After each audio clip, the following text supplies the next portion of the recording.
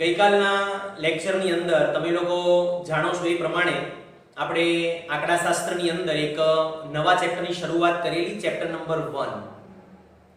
જે chapter number 1 છે આપણું, એનું મેઇન હેડિંગ હતું સૂચક આંક, કે જેને ઇંગ્લિશમાં કહેવામાં આવે છે ઇન્ડેક્સ નંબર, જેમાંથી બોર્ડની એક્ઝામની અંદર આપણને 12 માર્ક્સનું પૂછાય છે. ગઈકાલે થોડી ઘણી સામાન્ય થિયરી આપણે એની અંદર ભણેલા, જેની અંદર સૂચકાંકનો અર્થ આપણે જોયેલો, એના અલગ અલગ બે પ્રકારોની વાત કરેલી આપણે, ભાવનો સૂચકાંક અને જથ્થાનો સૂચકાંક. અને ત્યાર પછી આપણે એની અંદર વાત કરેલી સૂચકાંકનું મહત્વ અથવા તો એના ઉપયોગો. અને એમાં આપણે બે મુદ્દા ભણેલા. એમાં એક ભણેલા આપણે મૂડીરોકાણનો સૂચકાંક, અને બીજા નંબર પર વાત કરેલી આપણે જીવન નિર્વાહ ખર્ચનો સૂચકાંક. સૂચકાંક પ્રકરણનો જો તમારે અભ્યાસ કરવો હોય તો એના માટે સૌથી વધારે અગત્યના જે બે શબ્દ છે, એ શબ્દ વિશે સૌથી પહેલા તમને લોકોને જ્ઞાન હોવું જોઈએ. સૂચકાંકનો અભ્યાસ કરવા માટે તમારે અલગ અલગ પ્રકારના બે વર્ષ વિશે સૌથી પહેલા સમજવું પડશે. એમાં એક વર્ષ કે જેને આંકડાશાસ્ત્રની પરિભાષામાં કહેવામાં આવે છે આધાર વર્ષ, અને બીજા નંબર પર સમાવેશ કરીશું આપણે ચાલુ વર્ષ. તો આ આધાર વર્ષ શું છે અને ચાલુ વર્ષ શું છે બેટા, એનો આપણે આજના દિવસે અભ્યાસ કરવાના છે. એમાં સૌથી પહેલો શબ્દ છે આપણી પાસે આધાર વર્ષ, કે સર આધાર વર્ષ એટલે શું? એના માટે એક સામાન્ય ઉદાહરણ લઈએ. ધારો કે આપણી પાસે ફોર એક્ઝામ્પલ જે પહેલું વર્ષ છે, એ પહેલા વર્ષમાં હું સમાવેશ કરીશું 2017, બીજા વર્ષની અંદર સમાવેશ કરીશું 2018, ત્યાર પછીના વર્ષમાં લઉં છું 2019, અને ત્યાર પછી હું સમાવેશ કરું છું 2020. 4 વર્ષની અંદર તમે લોકોએ અલગ અલગ ધોરણની અંદર મેળવેલી તમારી ટકાવારી લઈએ ફોર એક્ઝામ્પલ, તો 2020 માં તમે લોકો 11 કોમર્સની અંદર હતા, ધારો કે તમારી ટકાવારી ફોર એક્ઝામ્પલ મળી આપણને 85. 2019 માં તમે લોકો 10મા ધોરણની અંદર હતા, ટકાવારી તમારી ફોર એક્ઝામ્પલ 77. 2018 માં તમે લોકો 9મા ધોરણની અંદર હતા, ટકાવારી ધારો કે તમારી 80, અને 8મા ધોરણમાં તમારી જે ટકાવારી છે એ બેટા લઈએ છીએ ફોર એક્ઝામ્પલ અહીંયા 87%. તો આ લઈએ છીએ આપણે તમારી અલગ અલગ પ્રકારની ટકાવારી. સૂચકાંકની અંદર આપણે મુખ્ય કામ શું કરીએ છીએ એના વિશે તમને લોકોને ઓલરેડી ગઈકાલે મેં માહિતી આપી દીધી છે. એકવાર રિપીટ કરીએ છીએ. અહીંયા શું કરવામાં આવે છે કે જે પહેલું વર્ષ છે 2017, એ 2017 ની સરખામણી તમે કોની હારે કરો છો? 2018 સાથે. એ જ પ્રમાણે 2017 ની સરખામણી તમે કોની હારે કરો છો? 2019 સાથે. અને એવી જ રીતે આ 2017 ની સરખામણી તમે કોની સાથે કરો છો? 2020 સાથે. તો ગઈકાલે જોયેલું કે આજે 2017 નું વર્ષ છે, એ 2017 ના વર્ષને આપણા આંકડાશાસ્ત્રની પરિભાષામાં કહેવાય નિશ્ચિત વર્ષ. અને આજે 18, 19 અને 20 છે, એ બધા વર્ષને આંકડાશાસ્ત્રની પરિભાષામાં કહેવાય જુદા જુદા વર્ષ.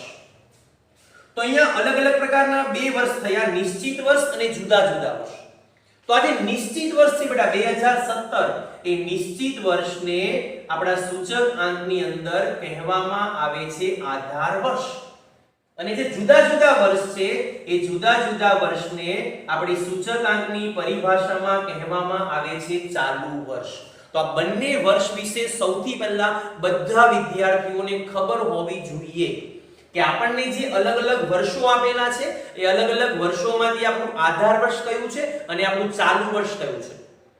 આધાર વર્ષની જો મારે તમને સામાન્ય ડેફિનેશન આપવી હોય તો આ પ્રમાણે કહી શકાય કે જે નિશ્ચિત વર્ષ સાથે, આ નિશ્ચિત વર્ષ છે, જે નિશ્ચિત વર્ષ સાથે જુદા જુદા વર્ષની ચલ રાશિની સરખામણી કરવામાં આવે, એ નિશ્ચિત વર્ષને કયું વર્ષ કહેવાશે બેટા? આધાર વર્ષ. આધાર વર્ષની વ્યાખ્યા તમને લોકોને બોર્ડની એક્ઝામમાં સેક્શન બી માં 1 માર્ક્સની અંદર પૂછાય કે આધાર વર્ષ એટલે શું. તો બહુ સિમ્પલ વ્યાખ્યા છે, ફરી એકવાર ધ્યાનથી સાંભળજો કે જે નિશ્ચિત વર્ષની જુદા જુદા વર્ષની ચલ કિંમતો સાથે સરખામણી કરવામાં આવે, એ નિશ્ચિત વર્ષને આધાર વર્ષ કહેવાય. અને આ જુદા જુદા વર્ષને બેટા કયું વર્ષ કહેવાય? ચાલુ વર્ષ કહેવાય. તો અહીંયા આધાર વર્ષ અને ચાલુ વર્ષ બંનેની ડેફિનેશન એક સાથે મળી ગયા.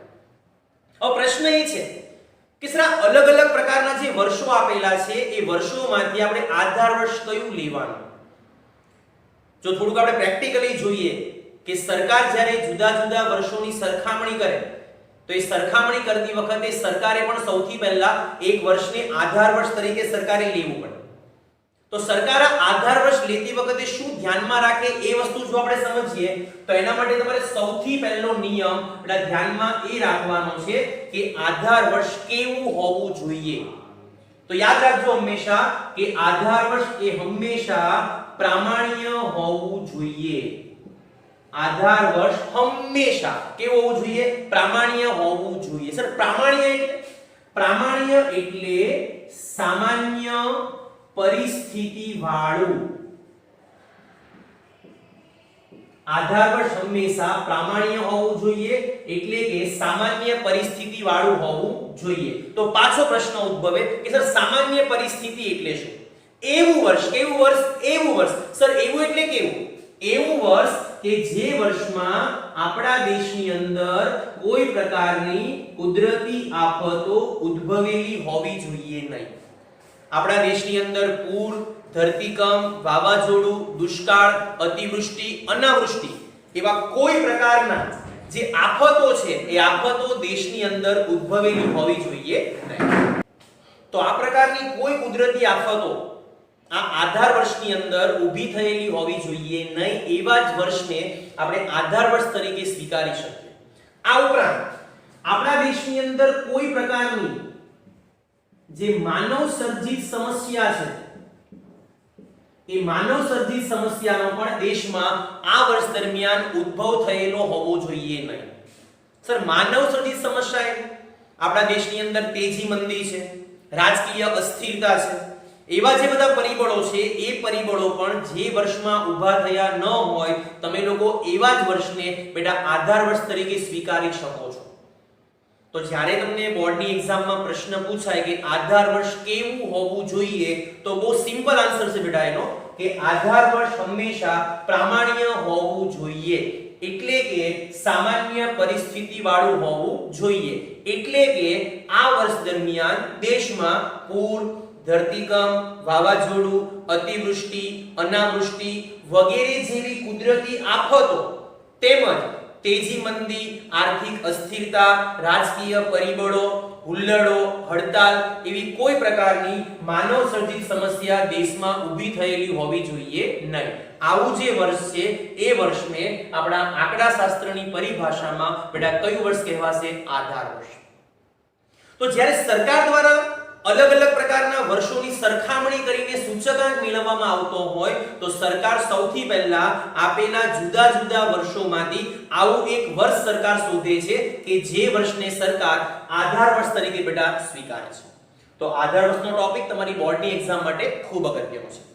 આપણે જો આપણા ચેપ્ટરને ધ્યાનમાં રાખીને વાત કરીએ તો આપણને અલગ અલગ પ્રકારના ઘણા બધા વર્ષો આપેલા છે એમાંથી કોઈ પર્ટિક્યુલર એક વર્ષને આપણે આધાર વર્ષ તરીકે સ્વીકારવાનું હોય તો એ બધા વર્ષમાં તમારે આ બધી વસ્તુઓનો અભ્યાસ કરવા બેસવાનું નથી. પ્રેક્ટિકલી જો આપણે વિચારીએ તો આધાર વર્ષ નક્કી કરવા માટે આપણી પાસે બેટા અલગ અલગ પ્રકારની બે પદ્ધતિઓ છે અને આ બે પદ્ધતિઓની જો વાત કરીએ તો આધાર વર્ષ નક્કી કરવાની જે પદ્ધતિઓ છે એ પદ્ધતિમાં હું પહેલા નંબર પર સમાવેશ કરીશ એ છે આપણી પાસે અચળ આધારની પદ્ધતિ અને બીજા નંબર પર હું સમાવેશ કરીશ એ છે બેટા પારંપરિક આધારની પદ્ધતિ. તો આધાર વર્ષ નક્કી કરવાની આપણી પાસે મુખ્ય પદ્ધતિ કેટલી? બે. કઈ કઈ? તો એક છે આપણી પાસે જેને કહીશું આપણે અચલ આધારની પદ્ધતિ અને બીજા નંબર પર સમાવેશ કરીશું એ છે બેટા પારંપરિક આધારની પદ્ધતિ. આ જ બંને પદ્ધતિ વિશે તમારે આ ચેપ્ટરની અંદર બેટા ભણવાનું છે. તો બધા બાળકોના સૌથી પહેલા આટલા કન્સેપ્ટ આ ચેપ્ટરના દાખલાઓ ગણવા માટે ક્લિયર હોવા જોઈએ. એમાં ફર્સ્ટ ટોપિક છે આધાર વર્ષની વ્યાખ્યા, ત્યાર પછી ચાલુ વર્ષની વ્યાખ્યા, ત્યાર પછી આધાર વર્ષ કેવું હોવું જોઈએ તો પ્રામાણ્ય અને સામાન્ય પરિસ્થિતિ વાળું હોવું જોઈએ અને આધાર વર્ષ નક્કી કરવાની પદ્ધતિ તો આપણી પાસે કેટલી છે? બે. એક છે અચલ આધારની પદ્ધતિ અને સેકન્ડ નંબર પર છે પારંપરિક આધારની પદ્ધતિ.